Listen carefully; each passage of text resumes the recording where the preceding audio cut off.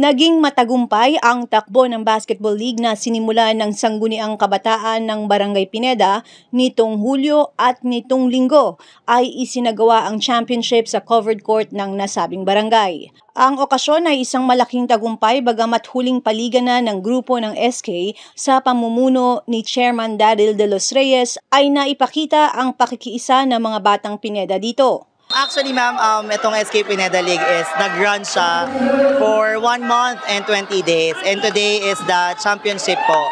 So, alam naman natin na we came from pandemic. So, binalik natin lahat. So, kung makikita nyo sa background namin, we just started the Mosquito Division. So, may mga bata na nag-e-enjoy ngayon.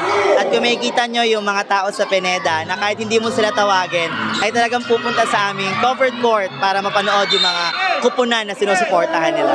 For championship, we have 2 sports kasi, ma'am. So, we have volleyball. So, kanina, nag-start na ang men's and women's division. And afternoon, we just started ng Mosquito Division. Next is midget division. Next is junior, followed by super senior, and then last is senior division. And then after, yung awarding ceremony na namin na ginagawa every liga sa aming barangay. Regarding naman sa mga prizes, of course, the champion will receive 10,000 pesos. First runner-up will receive 7,000 pesos, and then the second runner-up will receive 7,000 pesos, plus trophies and medals for those MVPs and Mythical 5. May message doon sa mga nakaabot ng championship. Unang-una, congratulations. At alam ko naman na deserve nyo makarating ng championship. And I hope na mas palawigin pa natin ang sports at sana lagi nating ibibigay sa sarili natin yung disiplina para mas gumanda ang takbo ng liga kada taon. Thank you ulit sa lahat ng sumali. Maraming salamat sa pagbibigay ng oras at sa paglalaan ng inyong panahon upang manood, sumuporta at sumali nga sa aming SK Pineda League.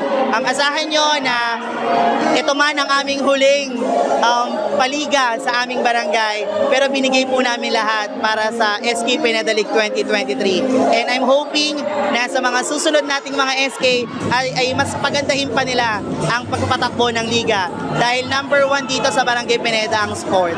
Umabot sa championship para sa volleyball ang 4 Ira, Bastardas, kung saan ang nanalo ay ang Fighting Angels at Diggers with Attitude. Samantalang sa Basketball Mosquito Division, naglaban ng Purok 2 at 4 kung saan tinanghal ang 4 bilang kampyon. Medyo di po kaya. Pinilit ko lang po. Tuloy-tuloy lang. Tulungan po sa depensa at sa opensa. Salamat sa team sa pagtulong-tulong sa depensa at sa opensa. Sa huli, Purok 4 ang nanalo sa Midget Division, samantalang sa Junior Division ay Purok 2, Purok 4 para sa Senior at sa Super Senior Division. Ako si Luan Peñano para sa latest ng iNews Pasig.